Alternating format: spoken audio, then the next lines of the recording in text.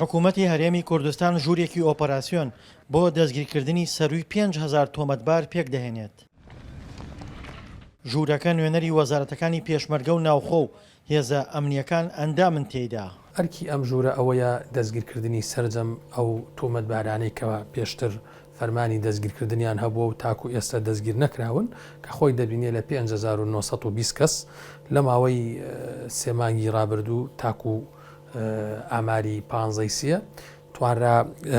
384 کەس لەو تۆمەتبارانە دەستگیر بکرێن واتە لە ئێستاە 5536 کەس ماوە کە فەرمانی دەستگیرکردنیان هەیە ماگانە ئەم ژوورە کۆبنەوەی خۆی ئەنجام ئەدا بۆ ئەوەی بەرە و پێشچوونی بڵین ئیشەکانی و دەستگیرکردنی سەرجەم تۆمەتباران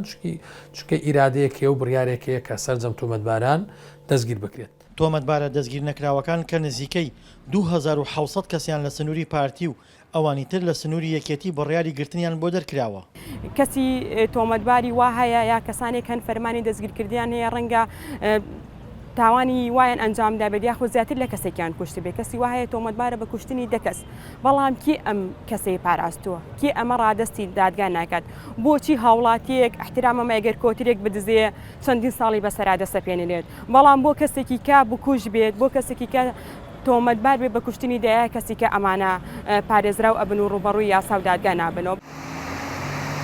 شارەزایانی بواری یاسا پێیان وایە دادگا بە ئەرکی خۆی هەستاوە و بڕیاری گرتنی بۆ تۆمەتبارەکان دەرکردووە بەڵام دەسەڵاتی جێبەجێکردن بڕیارەکانی جێبەجێ نەکردووە. ئەو ئاماری کە باسەکەی 5,000 و ئەوەندە کەس فەرمانی گرتنی هەیە ئەمە توانین بڵێن سڵتەی قەزایی ڕۆڵی خۆی بینیوە ئەرکی خۆی جێبەجێ کردووە لە فەرمانی دەرکردنی فەرمانی گرتن بۆ تاوانباران هەرچەندە ئەو تاوانبارانە هێزی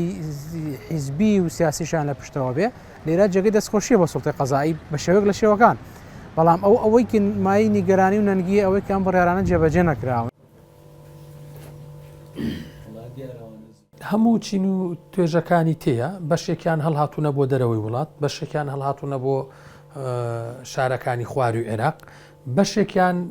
بربەستی یاسایی هەیە لە دەستگیرکردنیان واتا کەسێکی سەربازیە یان فەرماندەیەکی سەربازیە یان سەر بە ئەندامە لە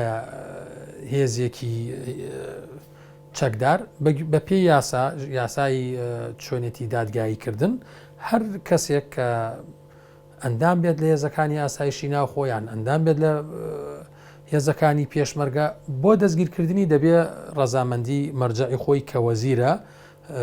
وەربگیرێت. لەمپەری بەردەم هێزەکانی پۆلیس بۆ دەستگیرکردنی تۆمەتبارەکان ئەوەیە هەندێکیان پلەداری باڵان کە بەپێی یاسا دەبێت لەلایەن سەروی خۆیانەوە ڕادەست بکرێن. دڵشاد ئەنوەر دەنگی ئەمریکا گەرمیان.